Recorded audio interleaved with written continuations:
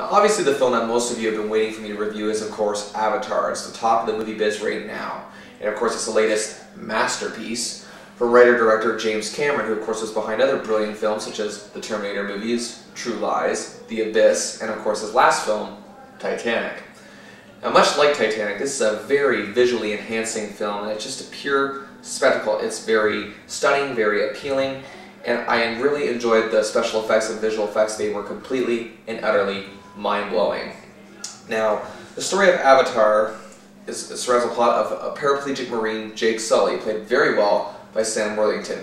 His brother, recently killed in battle, had a place to go on a ship to a mission of the planet Pandora.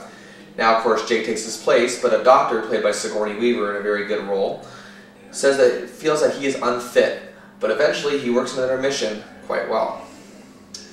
Now, of course, there on Pandora, he learns of a greedy corporate figurehead named Parker, in a really good performance by Giovanni Ribisi, his intentions of driving off the native humanoid known as the Na'vi for his own personal reasons to get what he can out of the planet. Now, of course, in exchange for spinal surgery that will fix his paralysis and cure him for good, he agrees to go, I guess you could say in a way, undercover and get to know the Na'vi people. Now, of course, he meets Neytiri, played very well, an Oscar-worthy performance by Zoe Saldana, who, believe it or not, got her start in a Britney Spears movie.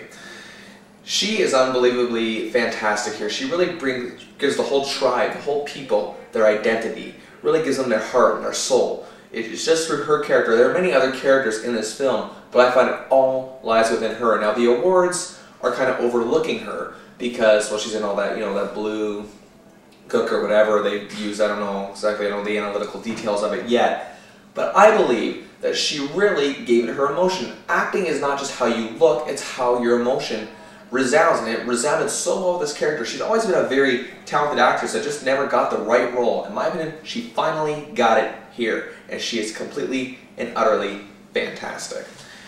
Now, Jake, of course, begins to bond with all the people, but there is a gung-ho colonel who starts to move forward with his just ruthless extermination tactics, and of course now the battle is pretty much on between the Na'vi and the army.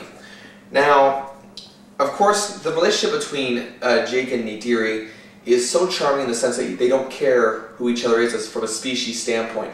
They obviously understand, that they're different. They know that, and we know that.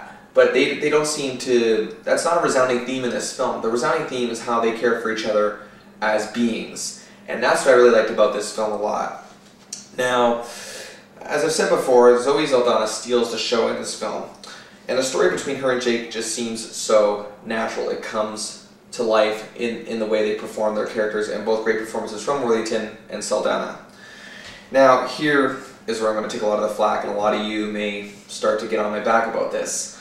Much like Titanic, I think this is a truly groundbreaking film in terms of what it accomplished in filmmaking. But from a storyline standpoint, I felt it dragged at certain points. I thought we had to go through a lot of unnecessary little things to make the movie work. A lot of little things that just seemed insignificant to a point. Like, there's insignificance that helps the movie roll, and there's insignificance that's just insignificant.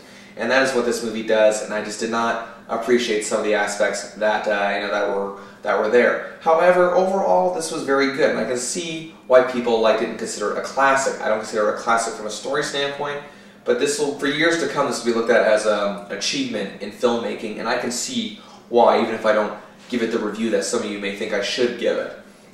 Now, that said, I've given my analyzation. I could go arguing the little things forever, but I think I gotta give kudos to James Cameron, because he obviously knows what people like, and he knows what will get him recognition as a filmmaker.